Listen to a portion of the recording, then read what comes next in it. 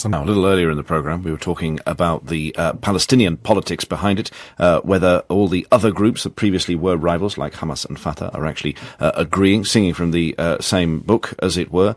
Following on from the escalation in violence, who can actually broker peace between the two sides? Trust in John Kerry and the USA is pretty long. He's been subject to furious attacks in sections of the Israeli media. Egypt no longer seems to operate like it used to as an honest broker behind the scenes. What's the position of Qatar and Turkey? Let's talk about this with Hannah Weisfeld, who's here in the studio, director of Yachad, a Jewish movement based in London. Supports a two-state solution, but Hannah, does anyone influential believe in that anymore? I think it's still the only option that's viable that's on the ground today. We're in a situation where the current war that is raging between Gaza and Israel is really the result of a failure to broker that agreement, which is the only thing which will really bring long-term peace and security to both people. And that's a political failure, isn't it, which is leading to a military impasse now? Yeah, I would say it's a political failure of the Israelis, the Palestinians, the international community. And what we saw immediately before this conflict was effectively the United States say, we've put a huge amount of time and effort into trying to get somewhere, and we're going to leave you to it for a bit and work out what you want. And today we find ourselves in such a mess, and one that doesn't show any sign of abating at the moment. It's a mess that needs somebody from outside. Here we have one of the major players, America, saying, OK, we've done the most, leave you to it.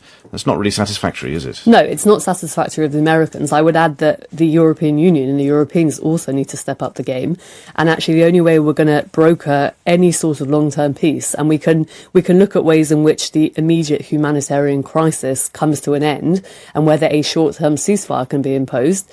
But we will find ourselves back here again and again and again if we do not build the support and build what is needed to get to a solution long term. And I think that we're then looking at a whole host of international players. So what role does the United Nations, what role does the EU play? You know, who can come in as an honest broker for the Palestinians and for the Israelis and stand behind them in a robust peace process? Has one of the problems always been that, as a former American negotiator, Aaron David Miller is fond of saying, the supposed honest broker, which was America, actually always ended up being Israel's attorney rather than actually being genuinely between the two sides? I think there's a huge amount of distrust of America. I think what's interesting is that that's also now growing on the Israeli side. And, you know, you mentioned earlier that Kerry's attempt to bring an immediate ceasefire has been slammed, and it's been slammed by a lot of the Israeli cabinet. So we're now in a situation today where, unless we can bring in other parties to get behind what is needed to implement that short-term ceasefire, we're not going to bring an end to the current conflict. But I have a bigger question, which is that how do you build support long-term for an actual solution? You know, so the organisation I work for, Yachad, is very much in the business of saying to British Jews, we have to stand up and say, even in a moment of wartime, we have to get behind a long-term peace, because actually we will find ourselves back in this war again and again and again. And so, you know, whether it's international community, diaspora communities, Palestinian and Jewish diaspora communities, but people turning around and saying, we've had enough of this and we do not want to see a repeat of this. This is the third major skirmish between Israel and Gaza in the last 6 years. Countless deaths, and the death toll is growing daily.